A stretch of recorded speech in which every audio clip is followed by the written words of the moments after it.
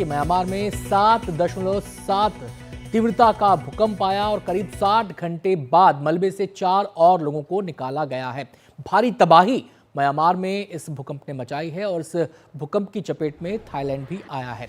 आपको बताएं, अधिकारियों ने जानकारी दी है कि म्यांमार के सागाइंग इलाके में स्कूल की ढही इमारत से 4 लोगों को बचा लिया गया है और एक शव बरामद किया गया है। 28 मार्च को म्यांमार में आए भूकंप के कारण करीब 1700 लोगों की मौत हुई है। 3400 लोग घायल बताए जा रहे हैं और भारत संकट की इस घड़ी में म्यांमार के साथ खड़ा है। लगातार मदद भेजी जा रही है और इस अभियान का नाम ब्रह्मा रखा गया है, जिसके तहत ये मदद भेजी गई है। लेकिन जो तस्वीरें वहां से पिछले 2 से 3 दिन से हम देख रहे हैं वो खौफनाक हैं। किस तरीके से ताश के पत्ते की तरह पूरी की पूरी बिल्डिंग ढह जाती है और उसके बाद रेस्क्यू ऑपरेशन शुरू कर दिया जाता है। आपको बताएं, हमारे संवाददाता विशाल विवेक इस समय बैंकॉक से हमारे साथ जुड़ गए हैं। बैंकॉक में भी खासी तबाही मची है इस भूकंप के कारण। ग्राउंड जीरो से आपको जानकारी हालात की वो देंगे। विशाल, सबसे पहले तो ये बताएं कि इस समय रेस्क्यू ऑपरेशन की क्या स्थिति है, वहाँ से क्या जानकारी मिल पा रही है, कितने लोग इसकी चपेट में आए, कितने प्रभावित हुए हैं और राहत और बचाव कार्य कैसा चल रहा है? जी, यहाँ पर मैं ग्राउंड जीरो पर मौजूद हूँ बैंकॉक में। ये चाटूचाट एरिया है जहाँ पर ये त्रासदी हुई थी। आपके सामने वो बड़े से पाइल ऑफ रैकेज है जिसमें कि करीब 70 से 75 लोग अभी भी फंसे हुए हैं। ये सरकारी आंकड़ा है और कुछ लोग तो बोल रहे हैं कि सैकड़ों लोग भी फंसे हो सकते हैं जो लोकल लोग हैं यहाँ पे। और करीब 11 लोगों की लाशें यहाँ से बरामद हुई हैं पिछले 3 दिनों में। अभी तक कोई भी जिंदा यहाँ से नहीं निकाला जा पाया है। राहत कार्य आपके सामने जारी है। अलग अलग तरीक़ों से लोग चाह रहे हैं कि लोगों को निकाला जाए। अभी यहाँ पर इन्होंने एक मैन होल खोला है। यहाँ से अभी क्लियर नहीं है कि यहाँ पे एक्चुअली क्या करना चाह रहे हैं। हो सकता है वो इस मैन होल के थ्रू रैकेज के नीचे तक पहुँचना चाह रहे हो, बट ये अभी कंफर्म नहीं हुआ है। बट जो कंफर्म है वो ये है कि कुछ वाइटल साइंस मिले थे कुछ लोगों के जो कि ज़िंदा हो सकते हैं। कल जो इस मलबे के ऊपर में काफ़ी सारे लोग थे, रेस्क्यू वर्कर्स थे, वो हाथ से ही खोद करके नीचे जा रहे थे रस्सी बांध करके, बट अभी तक किसी को भी ज़िंदा नहीं निकाला जा पाया है।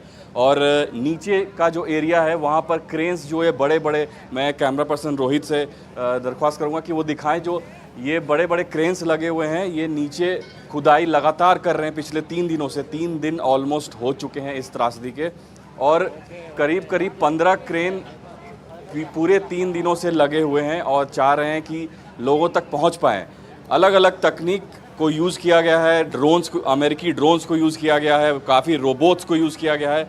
अभी सुबह मैंने इजराइल से भी एक रेस्क्यू पर्सनल को देखा और यूएस आर्मी स्पेशल फोर्सेस के कुछ कमांडोज भी थे यहाँ पे 5 से 6, तो वो भी इस कार्य में बचाव कार्य में मदद कर रहे हैं। तो दुनिया भर से मदद आ रही है, लेकिन अभी भी किसी को जिंदा नहीं निकाला जा पाया है। जी विवेक, आपसे जानना चाह रहे हैं कि हमने देखा कई बिल्डिंग्स के गिरने की तस्वीरें हमने देखी हैं, बिल्डिंग से पानी बहते हुए हमने देखा, लेकिन जो ऑफिशियल जानकारी यहाँ पर दी गई हैं, कितनी ऐसी इमारतें हैं जो पूरी तरह ज़मींदोज़ हो चुकी हैं, कितनी ऐसी इमारतें हैं जो क्षतिग्रस्त हुई हैं, जिनमें हानि हुई है? क्या इसके बारे में कुछ डिटेल्स मिल पा रही हैं? जी बिल्कुल, तो टोटली करीब 2000 बिल्डिंग्स में अभी जांच हो रही है कि वहाँ पे अलग अलग तरीके का उसमें डैमेज हुआ है। कहीं दरारें पड़ी हैं, कहीं छोटी दरारें हैं, कहीं बड़ी दरारें हैं। काफ़ी सारे स्कूल्स अभी भी बंद हैं जहाँ पे दरारें पड़ी हैं। बट बाकी सब जो बाकी बैंकॉक का एरिया है इस रोड के अलावे वो मोस्टली नॉर्मल आ चुका है। ऑफिसेज खुल चुके हैं, काफ़ी सारे स्कूल्स भी खुल चुके हैं, हॉस्पिटल्स भी फंक्शन कर रहे हैं नॉर्मली।